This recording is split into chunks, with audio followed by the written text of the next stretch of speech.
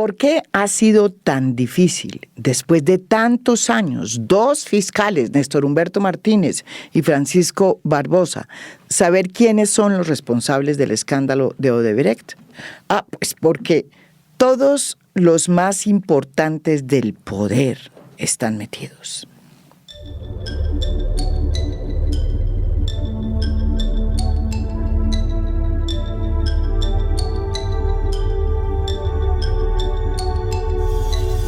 Este escándalo toca a los gobiernos de Álvaro Uribe Vélez, así ahora él quiera escurrir el bulto, al de Juan Manuel Santos y al de Iván Duque.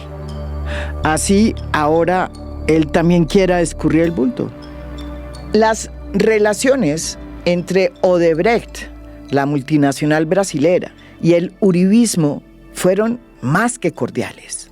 Marcelo Odebrecht visitó a Uribe en Palacio de Nariño muchas veces y Álvaro Uribe visitó a Marcelo Odebrecht en Brasil muchas veces, incluso varias de ellas en compañía del entonces presidente Lula da Silva, quien también estuvo junto con Marcelo Odebrecht por lo menos en una ocasión en Palacio de Nariño. Las visitas que hacía Marcelo Odebrecht a Casa de Nariño las hizo por lo menos en una ocasión en compañía del heredero de Uribe, del exministro Andrés Felipe Arias, quien hoy se sabe que entraba a Palacio estando en la nómina de Odebrecht, en momentos en que se perfilaba como el candidato que iba a suceder a Álvaro Uribe. El primer funcionario brasilero que habló de esta conexión entre Andrés Felipe Arias y Odebrecht fue Eleuberto Martorelli, quien fue el representante para Colombia de la multinacional Odebrecht. ¿Y quién era Eleuberto Martorelli? Pues nada menos que el que sucedió en el 2013 a Luis Antonio Bueno Jr., que fue el primer director de Odebrecht luego de que se obtuvo la licitación para la construcción en el 2009-2010 de la Ruta del Sol 2, la joya de la corona. Estuvo en Bogotá del 2012 al 2016, que fue el año en que estalló en el mundo el escándalo de Odebrecht, de los sobornos. Y si alguien sabe lo que sucedió con Odebrecht y el poder en Colombia, es Eleuberto Martorelli. En una declaración que hizo en su momento Eleuberto Martorelli ante la justicia peruana en el 2017 y a la que yo tuve acceso en su momento, él mismo fue el primero que le propuso a la justicia colombiana que indagara y que averiguara si Arias recibía un sueldo de Odebrecht, porque él tenía información de que Arias era un hombre pagado por Odebrecht. Es decir, que en la época de la administración Álvaro Uribe, su heredero, el que iba a ser su candidato a la presidencia, era un hombre de Odebrecht, que además fue lobista de esa compañía y que trabajó para los intereses de esa multinacional que en ese momento estaba detrás de conseguir la licitación para la construcción de la Ruta del Sol 2, una carretera que iba a cambiar la cara de Colombia, por lo menos la cara de las carreteras y la conexión intervial, porque iba a conectar a la parte norte de Colombia con el centro del país.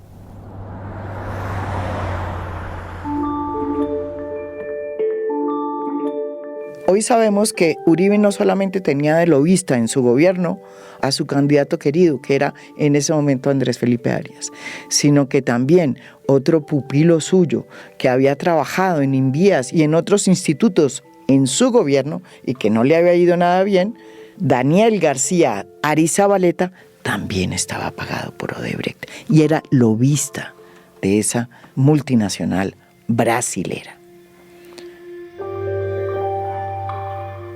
La sombra de Odebrecht siguió acompañando al Centro Democrático luego de que terminó el gobierno del expresidente Álvaro Uribe, y en el 2014 apareció de nuevo con su candidato por el Centro Democrático, Óscar Iván Zuluaga. Pero no solamente hubo pagos a lobistas por parte de Odebrecht a personas que eran de la entraña del uribismo en el gobierno del presidente Álvaro Uribe, como sucedió en el caso de Andrés Felipe Arias y Daniel García Arizabaleta, dos personas que tenían la misión de hacer lobby para que finalmente el gobierno del presidente Álvaro Uribe concediera a Odebrecht y a su socio colombiano la licitación de la Ruta del Sol 2, esta mega carretera que, repito, era la joya de la corona en ese momento, cosa que finalmente sucedió en el 2009, al finalizar su segundo periodo. Hoy se sabe que esa licitación que fue otorgada en el gobierno de Uribe fue hecha no solamente a la medida del consorcio que ganó, sino que hubo de por medio un soborno de $6.5 millones. ¿Y quiénes conformaban ese consorcio corrupto? Pues la multinacional brasilera Odebrecht, dueña del 63%, Episol con el 34%, que es la filial de Corfi Colombiana de propiedad del Grupo Aval, cuyo dueño, Luis Carlos Sarmiento Angulo, es sin duda uno de los hombres más ricos de Colombia, y por la constructora Solarte con el 4.9%. Y preguntarán ustedes, ¿a quién sobornaron? Pues nada más ni nada menos que a un altísimo funcionario del gobierno Uribe, al ex viceministro de Transporte Gabriel García Morales, máximo responsable en ese momento del proceso de licitación. Sin embargo, aquí es donde las cuentas empiezan a no cuadrar. Y a la Fiscalía poco le ha importado investigar por qué no cuadran.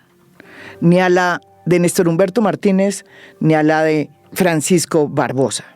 Si tenemos en cuenta que el soborno pagado al ex viceministro García fue de $6.5 millones y que lo que confesó Odebrecht ante la justicia norteamericana en cuanto a coimas dadas en Colombia, que fueron $11 millones, ¿dónde están los otros $4 millones? La Fiscalía colombiana hasta ahora, después de tantos años, no ha querido investigar nada al respecto.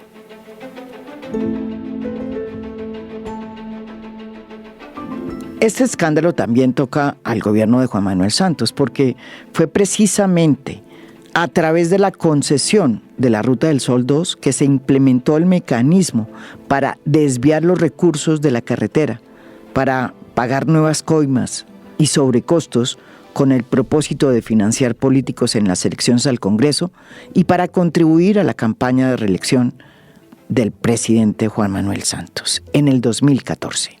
Hay que recordar que esa primera vuelta la ganó Óscar Iván Zuluaga y que la segunda la ganó por escasos votos Juan Manuel Santos.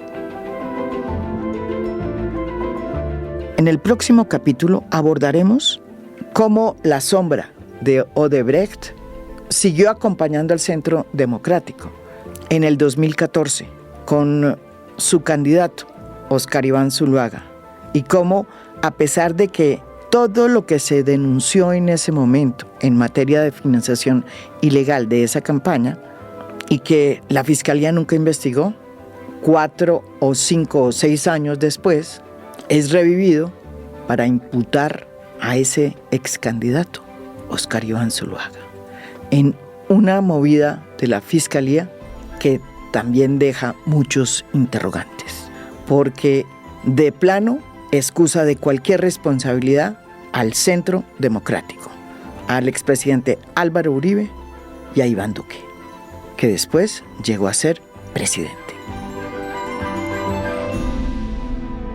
Esto es A Fondo. Mi nombre es María Jimena Duzán.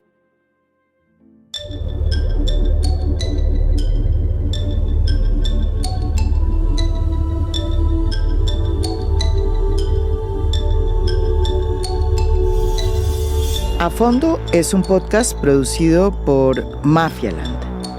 Producción general, Lucy Moreno. Editor de contenido, Michael Benítez Ortiz. Postproducción de audio, Daniel Chávez. Música original del maestro Óscar Acevedo. Nos pueden escuchar también en mi canal de YouTube. Gracias por escuchar. Soy María Jimena Duzán.